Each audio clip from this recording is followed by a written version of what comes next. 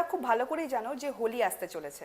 24 ফেব্রুয়ারি থেকে 3 মার্চ এই টাইমে চলবে হোলাস্টক।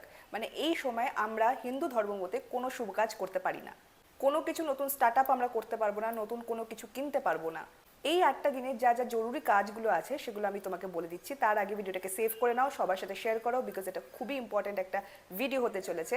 অ্যান্ড কার্ডস অফ সৈনিকে এখনই ফলো করে নাও। এই সময় সব থেকে বেশি যাদের ক্ষেত্রে নজর লাগে সেটা হচ্ছে বাচ্চারা, কারণ এই সময় বাচ্চাদের ক্ষেত্রে প্রচণ্ড সেন্সিটিভ একটা মোড স্টার্ট হয়ে যায়। এই সময় বাচ্চাদের ওপর কিন্তু প্রচণ্ড পরিমাণে কনসিয়াস থাকতে হবে, কারণ বাচ্চারা এই সময় স্কুলে যায়, টিউশনেতে যায়, চেষ্টা করবে 1-2 দিন অন্তর বাচ্চাদের একটু নজর কাটিয়ে দেওয়ার। আর তোমাদের ক্ষেত্রে বলে দিই, তোমরা যারা বাইরে যাচ্ছ, মিটিংয়ে যাচ্ছ, ঘুরতে যাচ্ছ, যাই করছো না কেন, বাইরে থেকে যখন বাড়িতে আসবে বাইরের যে জুতোটা সেটা চেষ্টা করবে বাইরেই রাখার। চেষ্টা করো 1-2 দিন অন্তর লবণ দিয়ে নিজের হাত ধোয়ার, সন্দক লবণ হলে তো আরও ভালো।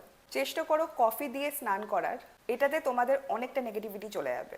কারণ এই সময় তান্ত্রিকদের তন্ত্র মন্ত্র ব্যাপারটা খুব অ্যাক্টিভ থাকে, খুব তাড়াতাড়ি লেগে যায়, স্পেশালি বাচ্চাদের ক্ষেত্রে। তো বাচ্চাদের ক্ষেত্রে আমি বলবো একটু বেশি কনসিয়াস থাকতে।